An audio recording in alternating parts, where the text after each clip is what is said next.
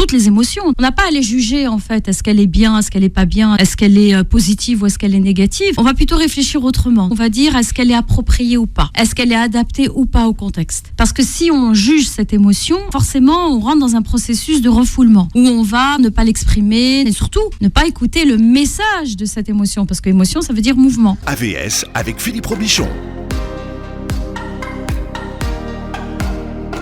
À votre santé, bon matin. Voilà, quand Karima Chadibaou est là, je dis bon matin Karima. Bon matin Philippe, bon matin à tout le monde. Je suis contente d'être là. Moi aussi, vous êtes psychothérapeute, vous êtes coach parental et familial et vous m'avez dit ce matin, j'ai envie de parler aux gens et avec les gens.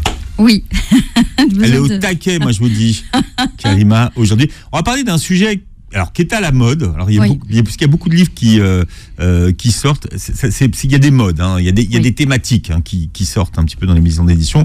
On va parler de la colère, mais nous, on avait décidé de l'évoquer pas d'un point de vue philosophique, mais d'un point de vue, on va dire, de gestion du quotidien, parce que c'est ça qui nous intéresse, et de parler de ce que vous appelez, Karima, la colère saine. Oui. La colère, c'est une émotion, mais c'est pas une émotion négative. Vous aimez pas qu'on utilise le mot négatif. Non, parce que c'est une émotion, c'est toutes les émotions d'ailleurs. On n'a pas à les juger en fait. Est-ce qu'elle est bien, est-ce qu'elle est pas bien, est-ce qu'elle est positive ou est-ce qu'elle est négative?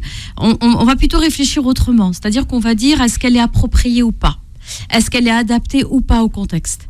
Voyez, parce que si on juge cette émotion, forcément on rentre dans un processus de refoulement où on va finalement ne pas l'exprimer, ne pas lui donner la place et surtout Philippe, ne pas écouter le message de cette émotion parce que émotion ça veut dire mouvement, ça veut dire qu'il y a quelque chose qui se passe à l'intérieur de nous et notamment avec la colère parce que dans notre éducation, dans notre culture, c'est pas bien d'être en colère, c'est pas bien de montrer, donc il vaut mieux montrer un visage plutôt souriant, un visage avec un sourire, même si derrière ce masque se cache parfois donc des choses terribles, des difficultés, des choses, des dépassements en fait de limites, parce que la colère c'est ça qu'elle vient exprimer. Quand justement des limites sont dépassées, quand les frontières de mon identité ne sont pas respectées, quand mon intégrité physique, psychologique, spirituelle ne sont pas aussi respectées, donc du coup la colère vient nous informer là-dessus, nous dire que là il y a quelque chose qui se passe et qu'il faut s'arrêter un moment et justement s'en libérer, créer un chemin pour la laisser s'exprimer. Beaucoup de parents, aujourd'hui on est mercredi, et beaucoup de parents viennent avec cette demande de dire comment je fais moi quand mon enfant me met à bout, quand mon enfant me met hors de moi, quand il est là, il pleure tout le temps, quand il est là, il est en train de chouiner, ou quand il veut un jouet, il veut ceci ou il veut cela. Comment je dois réagir? On veut bien être dans la bienveillance, mais par moments, c'est difficile, quoi. C'est que, comme on dit souvent, il y a la théorie et après, il y a la vraie vie, il y a la pratique. Exactement, la réalité. Ouais. La réalité. Et comme on dit souvent, finalement, quand un enfant lui-même se met en colère,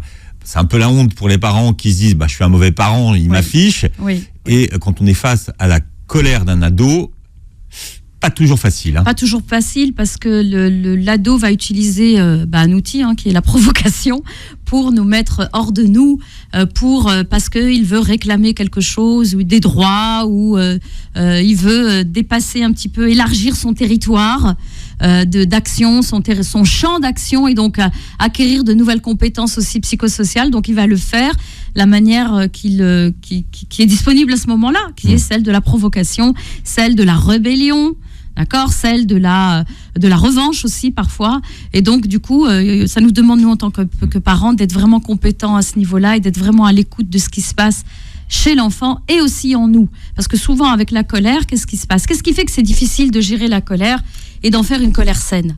C'est que souvent on se débat avec. Vous savez, c'est comme dans les sables mouvants, plus vous bougez, plus vous... moi, j'ai toujours vu ça dans les films Indiana Jones et compagnie. Quand ils tombent dans les sables mouvants, la consigne, c'est arrête de bouger, quoi. Ne bouge plus, écoute ce qui se passe, observe ce qui se passe et regarde autour de toi. Il y a plein de ressources autour de toi qui peuvent t'aider et t'extirper de ce bourbier dans lequel tu te trouves. Et avec la colère, c'est un peu la même chose.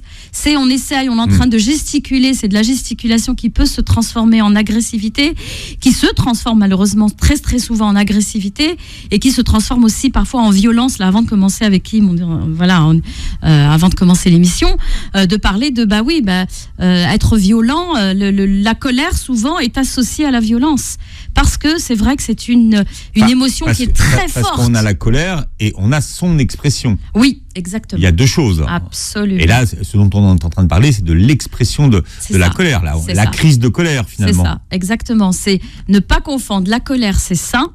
Elle nous informe qu'il se passe quelque chose. Elle nous informe qu'il y a une limite qui a été dépassée.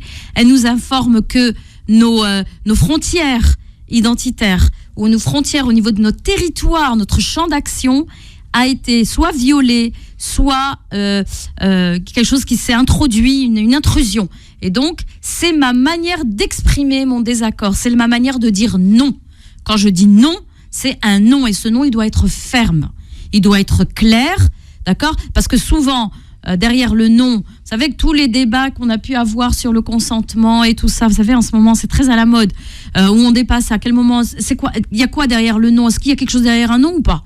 Ou un non, est-ce que le non, derrière le non, il peut y avoir un oui ou... C'est pareil avec les colères. C'est exactement la même chose. Donc, quand je dis non, il y a comment je l'affirme. Donc, c'est une question aussi d'assertivité, d'affirmation de soi. C'est ça l'assertivité. Comment j'affirme non et je dis non, et tout en étant dans une réaction, on va dire, saine et constructive. Parce que c'est ça, en fait, qui est en jeu. C'est quand ce n'est pas constructif et qu'on est là, on dit non et tout se déchaîne autour et on va faire du mal et on va blesser, et on va heurter, et on va être violent, on va être agressif, on va être barbare à la limite. C'est là où ça pose problème, que la colère pose problème. Mais la colère est saine, je le répète encore une fois, trouver un chemin pour l'exprimer d'une manière saine et accueillir aussi nos enfants, parce que c'est très petit que ça commence à s'exprimer, les accompagner et pas la refouler en eux.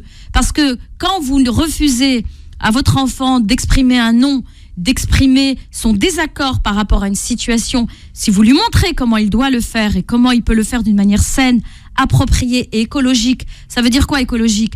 Ça veut dire dans le sens qu'elle est adaptée au système et adaptée aussi au contexte. D'accord ? Il y a une manière, il y a une bienséance à avoir avec ça, et on doit l'enseigner à nos enfants, on doit la transmettre à nos enfants.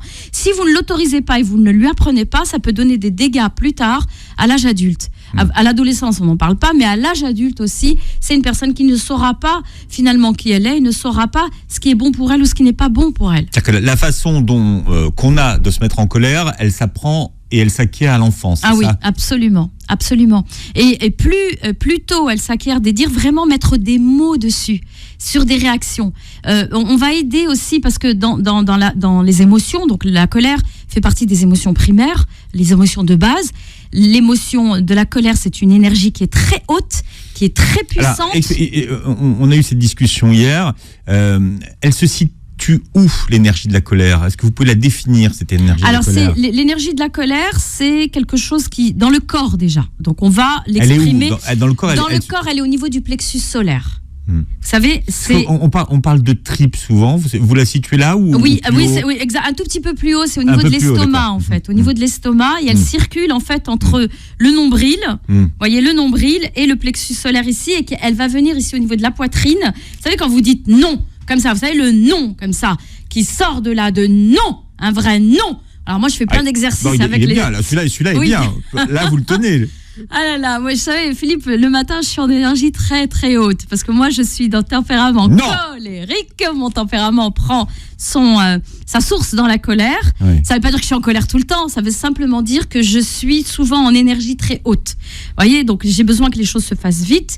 Regardez, votre nom, il est beaucoup plus haut que l'endroit de la colère. Oui, il est beaucoup plus haut, parce qu'il est, en fait, je le prends au niveau de mes tripes, comme vous l'avez dit, et je le fais monter avec le souffle pour pouvoir l'exprimer, qu'il puisse sortir de la gorge. Vous voyez, les personnes qui ont une difficulté à le dire non, déjà dans leur posture, ils ont au niveau des épaules, la cage thoracique est fermée et ils sont repliés sur eux-mêmes, et puis quand ils disent non, c'est non. Non, j'ai dit non. Je veux pas. Non. Non. Ouvre le non et n'aie pas honte de dire non.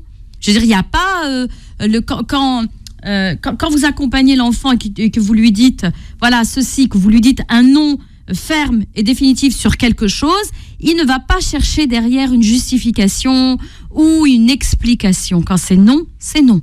D'accord ? Donc c'est quelque chose qui se travaille au niveau, donc on l'a dit, au niveau du corps, du haut du corps, du nombril, en passant par le plexus solaire, c'est-à-dire au-dessus de l'estomac, et qui arrive et qui s'exprime par la gorge. Le non, l'affirmation de soi, c'est ici, ça se passe ici dans la gorge. Quand je dis ici, je suis en train de montrer, j'ai oublié qu'on était à la radio, mais on est filmé en même temps. Donc au niveau de la gorge, donc d'exprimer ce non, ça c'est la première des choses. Ensuite, donc une énergie qui est haute, qui est forte, c'est une énergie, la colère c'est une énergie de combat. Ça veut dire quoi de combat ? Ça veut dire qu'il mobilise en fait toute la biochimie du cerveau, qui va mobiliser en fait toute ma combativité quand il y a une valeur qui est heurtée, une question d'injustice, ou alors que je me sens impuissant dans une situation, je vais aller, d'ailleurs c'est le poids qui représente, et puis une énergie très chaude, le feu. Elle est comparée en médecine traditionnelle chinoise au feu. Pourquoi ? Parce que tout le corps est en branle, tout le corps se mobilise pour aller mener un combat contre la violation qui est venue en fait me heurter soit mes frontières identitaires. Il y a une intrusion dans ma manière de penser, dans mon intégrité physique. Il y a quelque chose qui vient me toucher, alors j'ai pas donné l'autorisation à ce qu'on me touche. Au niveau de mes valeurs, quelque chose qui n'est pas... et souvent, je le répète, ici, je l'ai déjà dit plusieurs fois, que nos valeurs, c'est notre colonne vertébrale psychologique. D'accord ? C'est ce qui fait que c'est la structure, en fait, qui fait que c'est ma source de motivation, qui fait que je vais me mobiliser, que je vais faire des choses, que je vais bouger, que je vais m'engager, que je vais militer, Et donc, on a besoin, justement, de cette énergie. Alors, imaginez, quand on dit « non, ne te mets pas en colère »,« non, ne fais pas... non, c'est pas bien la colère », et qu'en fait, on est en train de priver l'être humain de quelque chose qui est fondamental, quelque chose qui est même vital. Donc, on l'accompagne à exprimer cette colère d'une manière qui est saine et constructive et non destructrice, ou toxique. Voilà. J'ai ma langue qui bafouille. C'est mal vu aujourd'hui de se mettre en colère d'ailleurs, oui. Parce qu'on parle de perte de contrôle. Donc, oui, c'est mal vu, et puis même dans les courants spirituels. Dans certaines cultures, c'est super mal vu de se mettre en colère. Mais même spirituellement, beaucoup de gens le disent, ceux qui sont engagés dans un chemin spirituel, disent « Ah non, la colère, donc vous n'êtes pas des êtres humains, quoi, si vous ne vous mettez pas en colère. » Vous n'êtes pas des êtres humains. Moi, c'est ce que je dis, vous n'êtes pas des êtres humains. L'être humain était créé avec cette émotion, comme la peur, comme la joie, comme l'angoisse, comme la tristesse. On est traversé, l'être humain, c'est un flux. Les émotions, c'est des flux, qui nous traversent. Et si ces émotions, on ne les écoute pas, on n'est pas en train de s'écouter et on n'écoute pas notre nature humaine. Voyez ? Donc, ce qu'il faut faire, c'est tout engager un travail d'observation de soi, un travail de régulation de ces émotions qui nous traversent, parce qu'elles sont là pour nous signifier quelque chose. Elles sont là pour nous apprendre des choses sur nous-mêmes. Elles sont là aussi pour Alors, donnez un exemple. Par exemple, la colère, quelqu'un... Attendez, je peux prendre un exemple sur vous ? Oui, allez-y. De vous. Allez-y. De vous ? Vous. Oui, ouais. Vous en avez un, vous ? Oui, allez-y. J'en ai un sur vous. Parce que je vous ai rarement vu en colère, mais récemment, les réseaux sociaux vous ont mis très en colère. Oui. Bon. Très en colère. Oui. Bon. Allez-y. Non, mais c'est vrai que les réseaux sociaux sont un espèce de dépotoir. Ah ouais, non, mais c'est insupportable. Où les gens se dévident. Ouais. Et c'est très violent. Bon. C'est très violent parce qu'il y a tout et n'importe quoi. Il y a beaucoup d'informations qui circulent, énormément, et en fait, on est saturé. Mais c'est violent, et vous le prenez en pleine poire. Ah bon. Oui, parce que vous n'avez rien demandé, en fait. Bon. Donc, à ce moment-là... vous l'avez accueilli en plusieurs phases. Oui, c'était comme une fusée. C'était absolument. Qui se détachait. Mais vous avez quand même eu une phase de réaction. Oui, mais normal. Et cette phase de réaction, c'est ce que je recommande. Donc moi, c'est une phase de colère. Phase de colère. Ah, mais bien sûr, une phase de colère où on a envie de frapper, on a envie d'hurler, voilà. On a envie de. Voilà. Mais surtout, alors moi, c'est ce que je dis. N'essayez pas de la contenir. Quand je dis contenir, parce qu'à l'intérieur. Alors, ça ne veut pas dire que vous allez vous défouler, parce que le problème, il est là, qu'on aille se défouler sur les gens. Non. Même si l'origine de votre colère, c'est une personne, c'est une idée, c'est quelque chose. D'accord ? Donc cette colère, c'est du feu. Le feu, si j'essaye de le contenir avec mes mains, d'accord ? Je vais me brûler. Donc qu'est-ce que je vais faire ? D'abord, je vais m'équiper. Donc quand vous allez visiter un volcan, enfin je n'arrive pas tous les matins, mais quand vous allez, vous savez que vous avez affaire à du feu, vous allez mettre les pompiers, ils auront affaire au feu, ils y vont pas comme ça. Ils se protègent, ils ont un casque, ils ont un manteau, ils ont des vêtements, des bottes, des choses spéciales en fait, d'accord ? Donc moi ce que j'ai fait, première des choses parce que je me connais bien maintenant, je m'isole. Je ne dois pas faire subir les conséquences de mon état émotionnel, quel qu'il soit. La peur, là on parle de la colère, la peur, la tristesse ou même l'excès de joie aussi. Parce que c'est l'entourage qui morfe. Mais c'est l'entourage, c'est toujours l'entourage qui morfe, d'accord ? Parce que l'être humain, il n'est pas tout seul, il est dans un contexte, il est dans un milieu. Donc moi, ce que je fais, c'est que je m'isole. Moi, j'ai un signe aussi à la maison, le temps mort, vous savez, j'ai fait du sport, à l'époque, plus maintenant, mais le temps mort, dire, moi, mes enfants le savent, mon mari, je montre le thé comme ça, temps mort pour dire stop, là, il n'y a pas de discussion possible. Tant que je ne reviens pas à l'intérieur de moi. Pourquoi ? Parce que je suis hors de moi. Ça veut dire que je suis sortie. C'est ce qu'on dit d'ailleurs souvent, on dit, il m'a mis hors de moi. Donc, voilà. Moi, je dis souvent aux parents, quand les parents me disent ça, je dis ok, il vous a mis hors de vous. Donc, qui était là ? Quand vous n'êtes plus là, qui est là à votre place et qui interagit avec l'enfant ? Puisque vous n'êtes plus là, vous êtes hors de vous. Donc, qui est là ? Donc, c'est qui ? C'est le dragon ? C'est qui ? C'est Chatamata ? C'est qui ? C'est la folle ? C'est qui ? C'est qui est là ? Qui est là ? C'est qui Chatamata ? D'accord. Chatamata, moi je suis de marocaine moi, donc on faisait peur aux enfants, on disait Chatamata, elle est là, c'est la folle de service, la Aïcha Kandesha. Alors non, mais là j'ai découvert sur Aïcha Kandesha, non vous allez rire, hein, et ceux qui nous écoutent, souvent moi j'entendais ma mère qui disait Aïcha Kandesha, on faisait peur aux gens. Aïcha en fait, Kandesha, c'est Aïcha la Kandessa. La Candace, je ne sais pas si vous connaissez l'histoire, c'est une femme, c'était une militante et une rebelle contre les colons donc marocaines et tout ça, et elle se battait, et elle était là, et en fait, pour la décrédibiliser, pour surtout la rendre, faire peur aux gens, en fait, de dire, pour qu'ils n'adhèrent pas, en fait, à son mouvement et surtout à sa lutte, il disait, Aïcha Kandesha, c'est la folle, elle sort que la nuit, et les gens qui la rencontrent, ils peuvent devenir fous en la voyant. Alors, on parle de la colère ce matin avec Karima Chedibaou. On va essayer de définir ce que c'est qu'une colère saine et pourquoi c'est important d'avoir des colères saines. Et on verra tout à l'heure pourquoi ce sont des colères qui nous permettent de construire et de faire des choses. Absolument. Et vous êtes là au 01 53 48 3000, 01 53 48 3000. Nous avons Yasmina qui est avec nous. Et Yasmina est à Toulouse. Bienvenue Yasmina. Oui, bonjour. Bonjour Yasmina. Oui, bonjour. Alors Yasmina, je vais vous demander quelque chose. C'est d'enlever le kit main libre ou le haut-parleur si vous l'avez. Comme ça, on va. Est-ce que là, vous m'entendez ? Voilà, on vous entend parfaitement. D'accord, très bien. Bonjour à tous. Bonjour Yasmina. Bonjour Karima. Alors, je vous appelle, je trouve le sujet d'aujourd'hui super intéressant et je suis en plein dedans. Je suis maman solo avec un petit garçon de 3 ans et demi. Mm-hmm. J'ai adopté une façon, on va dire, de le stopper quand il me met en colère. Donc, je ne me fâche pas contre lui. Je prends juste une très grande respiration. D'accord, super. Et quand il me voit faire ça, il sait très bien qu'il faut qu'il s'arrête tout de suite. Donc, il me dit tout de suite « Pardon, maman, pardon, maman ». Sauf que juste après ça, moi, je culpabilise parce que j'ai l'impression de jouer un peu avec lui. Oui. Et en même temps, j'exprime pas, moi, ma colère. Donc, il suffit juste que 5 minutes après, il refasse quelque chose. Et là, ça va exploser, on va dire. D'accord, en fait, c'est juste une colère à retardement, c'est-à-dire que vous décalez en fait le temps. C'est ça. D'accord. Et qu'est-ce qu'il fait exactement votre enfant qui vous met justement en colère ? C'est quoi les choses qu'il fait à 3 ans et demi ? Il fait des petites bêtises, il fait des petits caprices. Après, j'ai du mal avec quand il pleure en fait. Dès que je le vois juste bouder, des fois, ça me met en colère en fait. D'accord. Ok. Alors là, dans ce que vous dites, Yasmina, il y a 2 choses. Il y a quelque chose qui se joue pour vous et avec vous-même, mais qui est déclenché par votre fils. D'accord ? Oui. Parce que quand vous le voyez pleurer ou faire des bêtises, comme vous avez dit, alors je mets 2 guillemets autour des bêtises et autour des caprices, qu'est-ce que c'est en fait pour un enfant de 3 ans et demi ?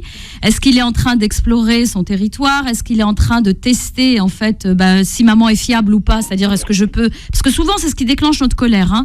Est-ce que il va vous provoquer, il va tester alors j'aime pas trop ce mot, mais on va l'utiliser quand même. Il va tester les limites en fait que vous posez pour sa sécurité, parce qu'il a besoin de limites pour sa sécurité, pour se développer. Donc il y a la première chose, quelque chose qui se joue en vous et avec vous, qui est déclenché par votre enfant. D'accord ? Et ça, je pense que ça doit être donc le déclencheur qui fait que finalement, après, vous allez réagir, même si vous prenez une profonde respiration, vous allez ensuite culpabiliser et pas être bien. D'accord ? Parce que vous le voyez. Probablement qu'il y a un scénario, quelque chose que vous vous dites dans votre tête. D'accord, Yasmina, vous allez me dire, hein, je parle sous votre contrôle. Parce qu'il n'y a pas mort d'homme s'il fait des bêtises. Exactement. Il n'y a rien qui se joue, en fait. Ouais. Non, bien sûr. Donc, non, c'est sûr. Et c'est après, avec le recul, je me rends compte que vraiment, c'est moi qui ai dépassé les limites et j'ai pas de patience. Ça, je m'en rends compte. Mais... D'accord. Est-ce que votre enfant, est-ce que vous avez discuté avec lui du haut de ses 3 ans et demi sur ce qu'il peut faire et ce qu'il ne peut pas faire, ce que vous attendez de vous, c'est-à-dire vos attentes? J'essaie de lui expliquer ce qu'il a le droit, ce qu'il n'a pas le droit de faire, qu'il y a des choses qui me mettent en colère, d'autres non. Par exemple, des choses toutes bêtes. J'ai pas envie qu'il me fasse des caprices dans un magasin et j'ai la chance, il m'en fait pas trop. D'accord. Tous les parents qui nous écoutent, c'est le drame. Ça, c'est le drame, c'est clair. Oui, c'est le grand drame. Alors, à chaque fois, j'essaie de le récompenser, mais je me dis, bon, ça se fait pas quand même de le récompenser juste parce qu'il s'est bien tenu. Oui, alors justement, vous avez dit le mot, c'est bien tenu. C'est quoi bien se tenir? Donc, c'est ça. Oui. Donc, alors, je vais vous donner, si vous me permettez, je vais vous donner quelques conseils, si vous acceptez, Yasmina. D'accord? Donc, le premier conseil, c'est déjà d'expliquer à votre enfant déjà dans l'environnement où vous trouvez, c'est-à-dire où est-ce que vous allez, quand vous allez dans le supermarché, comme vous l'avez dit, dans un centre commercial, vous lui dites les comportements à avoir, le comportement approprié, et pas sous la menace, et pas sous le blâme, et pas sous forme d'ordre. Vous allez le faire sous forme de coopération. Ça veut dire quoi? Mon petit bout de chou, maman a besoin de toi. Pourquoi? Parce que l'enfant, quand il entend, même à cet âge-là, quand il entend que maman a besoin de lui, il mobilise tout de suite naturellement toutes ses capacités, toutes ses compétences pour faire plaisir. En fait, vous allez appuyer sur le levier du fait plaisir. Faire plaisir à maman. Mais en même temps, tu vas te faire aussi plaisir. J'ai envie de passer un bon moment. J'ai envie d'aller à tel endroit où je dois aller à tel endroit. Il y aura du monde, il va faire chaud, il y aura du bruit. C'est-à-dire que vous allez lister toutes les choses qui risquent de Toutes les sollicitations. Toutes les sollicitations, exactement. Toutes les stimulations auditives, donc beaucoup de bruit. Au niveau de la température, parce qu'il fait chaud dans les centres commerciaux, dans le supermarché. Oui. Donc, et les stimulations visuelles aussi. Et de dire à votre enfant, et je sais compter sur toi, je sais que tu vas pouvoir faire ceci. Voilà ce que je m'attends à avoir comme comportement. Ça, c'est la première étape. La deuxième étape, Yasmina, vous allez lui donner quelque chose à faire. N'attendez pas, surtout à 3 ans et demi, à ce qu'il soit debout à côté de vous, il donne bien la main bien sage. Vous savez la définition de l'enfant sage, qui bouge pas, qui est sage comme une image. D'accord? Pour moi, c'est pas des enfants qui sont vivants. Ça, c'est dans les séries sur TF1. Voilà, ça c'est dans les chez Super Nanny. Okay. Donc nous, on a des enfants qui sont vivants, on a des enfants. Donc vous allez lui dire, voilà, j'ai besoin de toi, tu vas aller nous acheter 1 kilo de bananes. Tu vas aller nous acheter et regarde, les fruits sont là-bas où on a besoin. Tiens, on a envie de manger des glaces, tu vas aller les congélateurs s'il y arrive, si c'est pas trop haut, au supermarché. C'est-à-dire donner-lui une tâche à la hauteur de ce qu'il peut faire. Et en plus, vous travaillez la confiance, vous lui donnez confiance, vous lui dites maman a confiance en toi. Et en plus, vous allez court-circuiter toutes les crises, les caprices. Il veut se jouer, il veut ceci, il veut cela. D'accord? Donc, vous lui expliquez vos attentes. D'accord? Que vous avez besoin de lui, expliquez vos attentes et donnez-lui quelque chose à faire, une petite tâche. Et ensuite, vous allez voir, c'est nettement mieux que les récompenses. Parce que votre enfant, c'est pas parce qu'on a tendance à faire ça. Moi, j'ai un chien à la maison, vous savez. Et donc, quand il s'assoit et et je lui donne une récompense. Votre enfant, non. Vous allez le stimuler. le célèbre Ragnar, mon chien. Vous allez en fait développer cette compétence. Il va se récompenser tout seul. Comment il va faire ça? D'accord. En disant waouh, je suis grand, regarde maman, j'ai grandi, j'ai pesé les pommes de terre, ou pas les pommes de terre, mais les tomates ou les bananes, les légumes. Regarde maman, je les ai ramenés, et du coup, il est en train de collaborer avec vous. Et du coup, c'est aussi les chemins de l'autonomie. Donc, vous voyez, rien que là-dedans, vous développez énormément de compétences. D'accord. Okay. Est-ce que ça vous aide, Bien Yasmina? sûr que ça m'aide. Bien sûr, Super. parce que moi, le fait de la récompense, ça me plaît pas, parce que Ouais. comme vous avez dit, vous avez un chien que vous récompensez, et moi, c'est un enfant. Eh ben c'est oui, pas, exactement. et ça me dérange dans l'idée de me dire que je récompense mon enfant. Mais c'est Vous la achetez seule la astuce paix d'une Mais c'est certaine... ça. Et Vous achetez Voilà, la c'est paix ça. d'une certaine façon. C'est la oui. seule astuce que j'ai réussi. Voilà. oui. Et le point d'axe, l'axe pour vous, parce que vous travaillez avec vous-même. Au début d'émission, je m'avais entendu parler de observez-vous. Qu'est-ce qui me met en colère? C'est pas. Alors, vous n'allez pas vous poser la question. Pourquoi je suis en colère? Parce que pourquoi je suis en colère, vous vous rendez coupable. Donc vous cherchez un coupable à ça. Donc soit c'est vous, soit c'est votre enfant. Dans les deux cas, c'est pas bon. D'accord? Okay. Donc, posez-vous, dites-vous, ok, je m'observe moi-même, je prends un temps de respiration comme vous le faites déjà, et dites-vous, ok, qu'est-ce qui est heurté chez moi? Finalement, qu'est-ce qui m'a mis en colère? Exactement. Et pas pourquoi. Qu'est-ce qui m'a mis en colère? Est-ce que c'est le fait que je n'y arrive pas avec lui et ça me renvoie à une image négative de moi, que je suis pas une bonne mère, que je sais pas gérer, que je sais pas... Vous savez, radio-moi, hein, tout ce que je peux me dire à l'intérieur de moi, ou bien simplement, peut-être que mon enfant est en train de me demander quelque chose et je n'ai pas encore... je ne sais pas encore ce qu'il attend de moi ou ce qu'il veut de moi. Et là, c'est en le questionnant aussi après le caprice, entre guillemets, ou après, et prendre dans vos bras, hein. Surtout prenez-le dans vos bras parce que vous allez déclencher les hormones aussi du retour au calme. Parce que face à l'adrénaline et à la cortisol, ben oui, quand on est en colère, il y a une montée, une charge émotionnelle. Donc il y a l'amygdale qui déclenche en fait et qui envoie l'information donc à l'hypophyse, l'hypothalamus, d'envoyer aux glandes surrénales, d'envoyer de l'adrénaline ou de la cortisol. C'est-à-dire que quand vous vous mettez en colère, vous vous faites du mal. Hein. Oui, bien sûr, on se fait du mal. Et surtout quand on n'arrive pas à trouver un chemin pour la sortir. Donc votre enfant, quand il se met à pleurer ou à chouiner, c'est un chemin d'évacuation, c'est un chemin de régulation de ce qui se passe dans son cerveau et dans son corps. Il est en train de sortir, d'évacuer toutes ces hormones. En l'aidant, en le prenant dans vos bras. Je sais que ça, c'est le plus difficile, Yasmina. Quand vous êtes en colère et de prendre votre enfant dans les bras, vous avez juste envie de lui recoller une, qu'on va pas faire, bien sûr. D'accord? Vous avez juste envie de faire ça, mais ne le faites pas. Prenez-le dans vos bras et vous allez voir le fait de prendre dans les bras, qui est le contact. D'accord? Et il faut que le contact, il dure au moins 15 secondes. Au moins 15 secondes. Donc, ça va. 15 secondes, vous comptez, hein, et vous le prenez, vous allez voir, ça fait redescendre et ça crée un chemin pour évacuer l'excès de cortisol et d'adrénaline. D'accord. Ou alors, vous sautez avec lui, vous dites, ah, on est en colère, allez, pendant 5 minutes, là, on va sauter sur place. Allez, on crie, on bouge. Et hop, c'est évacué. C'est un bon truc, ça marche. Moi, je fais ça tout le temps, moi. Allez, on est en colère. C'est génial. Allez, on sort la colère. Allez, on y va. Le coussin de la colère, ça aussi, c'est aidant. Surtout à cet âge-là.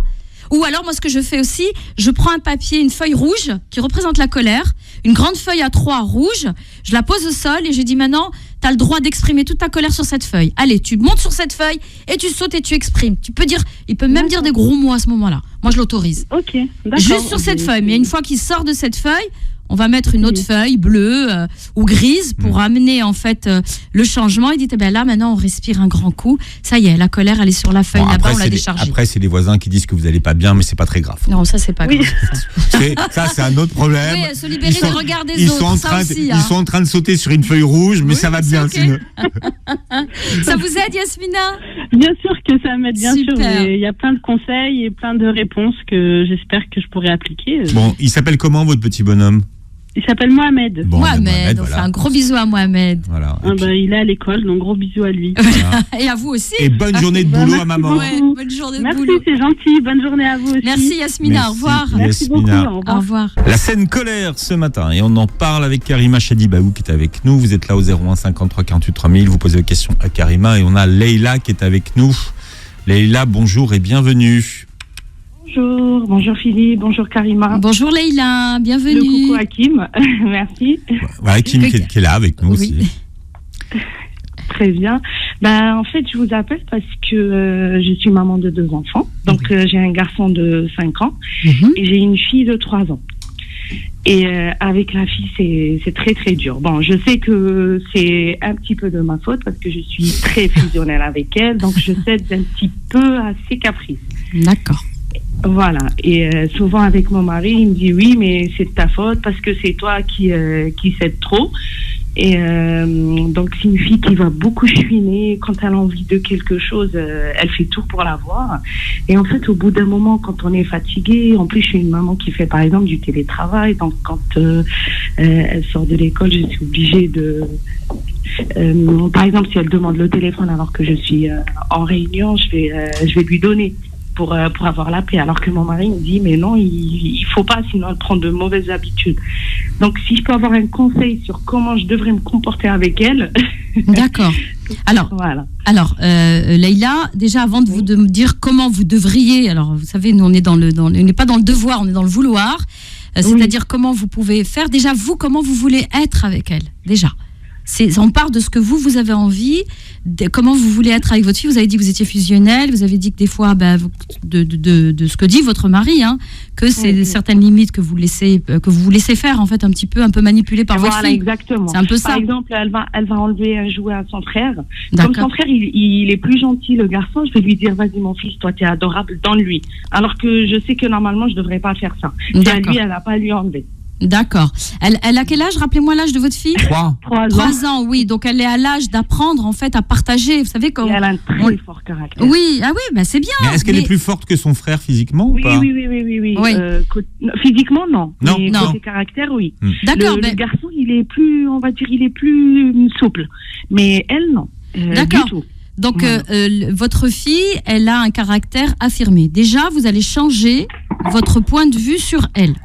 Ça, c'est la première des choses, Leïla. Changez votre point de vue, et vous le faites avec votre mari, c'est-à-dire ma fille, comment moi je la vois. Vous savez, ça c'est l'effet Pygmalion. Ça s'appelle l'effet Pygmalion. Elle a la tête dure. Vous lui dites qu'elle a la tête dure? Oui. Ah, ça, il faut l'enlever. D'accord, Leïla? Qbiha aussi. La habiba, la habiba, non, celle-là, qbiha, ça veut dire méchante. Vous l'enlevez, celle-là. Vous lui dites non, au contraire, parce que plus vous allez répéter, vous savez, on appelle ça les prophéties autoréalisatrices que font les parents sur les enfants. C'est-à-dire que ce que vous attendez d'elle, vous dites, ah ça y est, je suis sûre qu'elle va me faire une bêtise, je suis sûre qu'elle va tomber, je suis sûre qu'elle va pas partager le jouet, je suis sûre qu'elle va faire, et ben forcément ça se réalise. D'accord, parce que vous portez. Vous dire, par oui, exemple, allez-y. Excusez-moi. Allez-y. Par exemple, entre moi et son père, c'est une fille qui n'aime pas la force. Par exemple, je vais lui dire arrête de faire ça.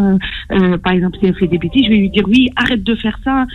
Son père, souvent, il est plus ferme avec elle. Oui. Elle va pas le faire. Elle va bouder. Elle va jeter ce qu'elle a dans les mains. Mais par contre, si je m'y prends avec elle, ma fille, toi, t'es une fille sage, tu écoutes maman, donc c'est pas bien ce que tu fais. Elle va arrêter.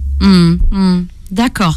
Donc déjà, elle a compris en fait comment est-ce qu'elle peut rentrer dans les faveurs de maman. D'accord. Donc c'est déjà, ça prouve tout ça. Qu'est-ce que ça prouve, Leïla? Ça prouve que vous avez une fille qui a un caractère affirmé et plus capricieux. Donc changez capricieux par affirmé. D'accord. Orientez-le vers le positif. Que vous avez une fille qui sait ce qu'elle veut. D'accord. Ça veut dire qu'elle est déterminée, et ça, c'est ce qu'on recherche, une forte personnalité.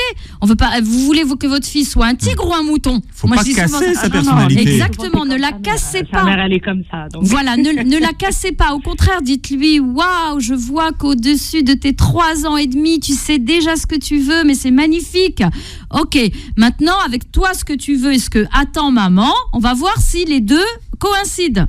D'accord, vous êtes plus dans une démarche coopérative. Alors moi, c'est celle-là, c'est cette démarche et pas dans une démarche de domination où vous allez la soumettre. Si votre mari déjà, elle l'écoute, vous l'avez dit, il est beaucoup plus, il est plus ferme.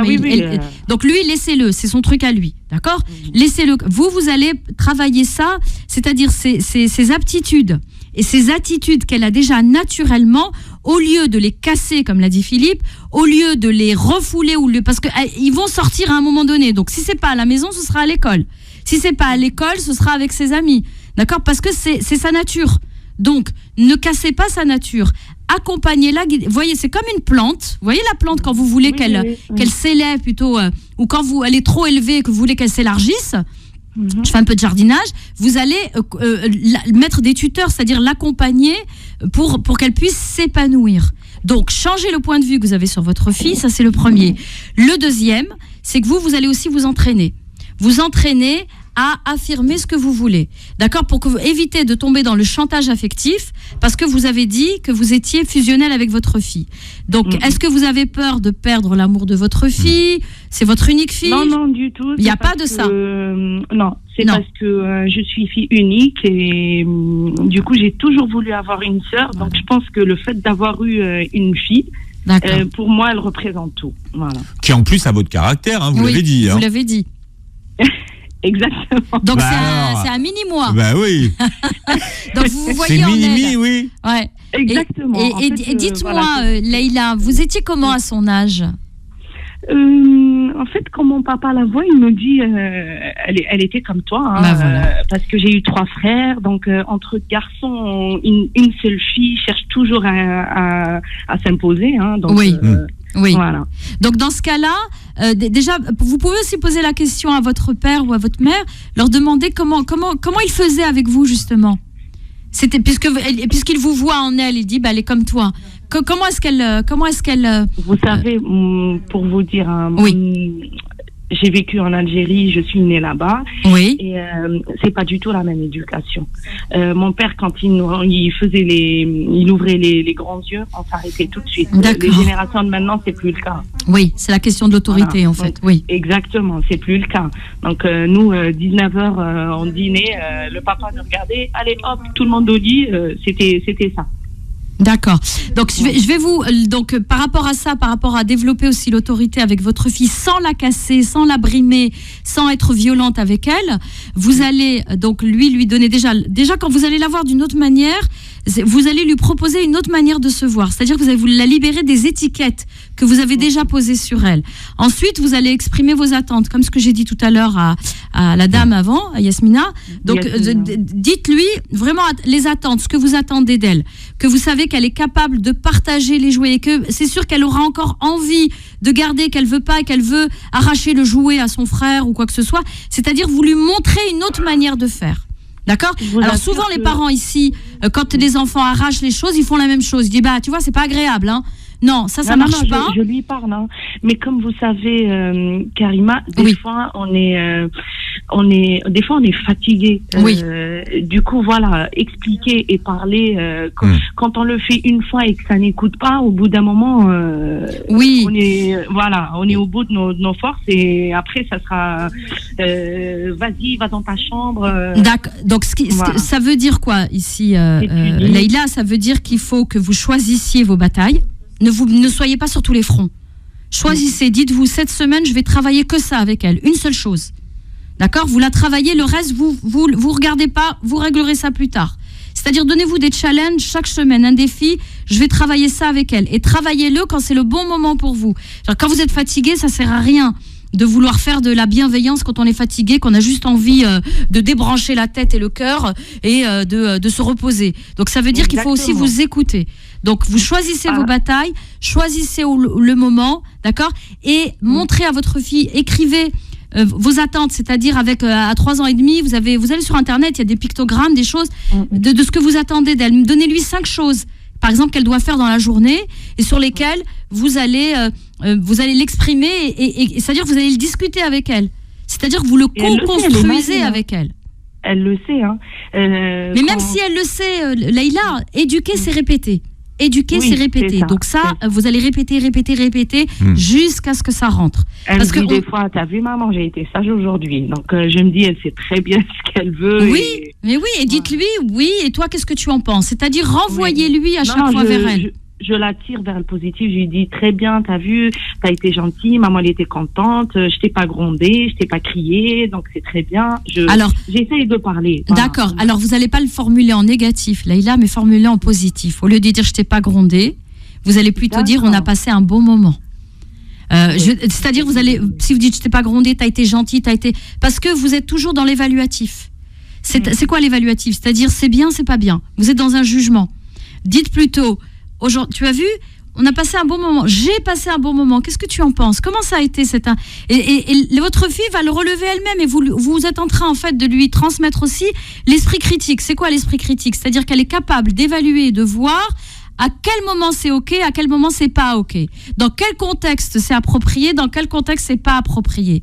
Mais si vous lui dites, tu as vu, je t'ai pas grondé, j'ai pas fait ci, j'ai pas fait ça, vous êtes en train de faire une liste de tout ce qu'il ne faut pas faire.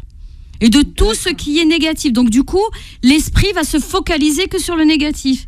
Mais si vous dites, j'ai apprécié ce moment, c'était calme, c'était détendu, on a été au bout de notre activité, qu'est-ce que j'aime bien travailler comme ça, qu'est-ce que j'aime bien être dans cette énergie-là, qu'est-ce que j'aime bien. Et là, votre fille, elle est pas bête, elle est très intelligente même. Elle va dire, tiens, maman, c'est ce qu'elle apprécie. Du coup, maman criera moins, maman fera moins la tête, maman sera moins fatiguée, maman... Elle va voir tout ça et ce sera tous les bénéfices. D'accord, Leïla? Ok, ça dernière question. Oui. Très bien. Une dernière question, Karima, s'il vous plaît. Dites-moi. En fait, si par exemple, ça nous arrive d'aller au resto et elle fait ses caprices et tout. Donc moi, au resto, il y a des gens. J'aime pas me taper la honte. Du coup, je vais donner mon téléphone. Avec moi, c'est souvent la guerre. Pourquoi tu cèdes? Pourquoi? Mais je lui dis, on est au restaurant, c'est un petit moment. Qu'est-ce que vous en pensez? Alors moi, ce que je vais vous dire. Déjà, est-ce que les restaurants, ce sont des lieux pour des enfants? Oui, déjà, il y a ça. Et puis après, quand c'est des restaurants, quand c'est en famille, quand on y va. C'est différent. Moi, quand je vais au restaurant, quand mes enfants étaient petits, nous, on allait toujours sur l'espace familial. Parce qu'il y avait plein d'enfants tout autour. Voilà. Il y avait les menus enfants. Et quand je voulais aller au restaurant avec mon mari, on n'y allait que tous les deux, je faisais garder les enfants. Parce que des fois, on veut imposer, ce que tu es en train de dire, Philippe, en fait. Imposer des choses, des fois, aux enfants où le contexte n'est pas approprié. Ça, c'est la première chose. La deuxième chose, faites un jeu de rôle avec elle. C'est-à-dire, vous faites une mise en situation à la maison, vous faites comme si vous étiez au restaurant. Les enfants, ils adorent faire ça, faire comme si. On va faire comme si on est au restaurant, d'accord? Et vous allez lui dire, c'est quoi les attitudes adaptées au restaurant? Comment on fait? Comment on se tient? Comment on mange? Comment on parle? Est-ce qu'on parle fort? Est-ce qu'on chuchote? Et votre fille, elle va apprendre à le faire dans le jeu de rôle. Donc vraiment une mise en situation avant d'aller au restaurant. D'accord? Ça, c'est la deuxième chose. Troisième chose, libérez-vous, Leïla, du regard des autres. D'accord? Le regard des autres, si votre fille, vous allez au restaurant, si vous avez fait tout ce qu'on a dit là et que ça marche pas, et que vous allez quand même au restaurant et qu'elle fait ses caprices et qu'elle fait... donc, au lieu de donner votre téléphone, vous la regardez, vous lui dites, je n'accepte pas ce comportement. Et même si les gens vous regardent, n'hésitez pas, parce que les enfants, vous savez, ils aiment nous tester quand on est occupé à autre chose, quand on est au téléphone, quand on est... Et c'est là où ils viennent chercher de l'attention. Elle fait la même chose quand je suis en réunion, télétravail. Oui. Et moi, pour me libérer, parce que je ne veux pas me taper la honte en pleine réunion, bien sûr. Elle me demande mon téléphone, je lui donne. Oui, je dis, vas-y, voilà. Va dans la chambre, dites-lui, n'ayez pas peur des émotions de votre fille, n'ayez pas peur, dites-lui tout simplement, non, tu n'auras pas ça, et ce sera comme ça. D'accord ? Et libérez-vous vraiment du regard des autres. Ok, c'est un bon Leïla, sujet d'émission que vous nous suggérez là, Leïla. Merci en tout cas pour votre appel. Merci Karima. On vous retrouve mercredi. Absolument, merci beaucoup. Vous reverrez cette émission sur la chaîne YouTube et puis vous réécouterez le podcast sur beurrefm.net. Et en attendant, vous passez une très belle journée santé sur Beurre FM.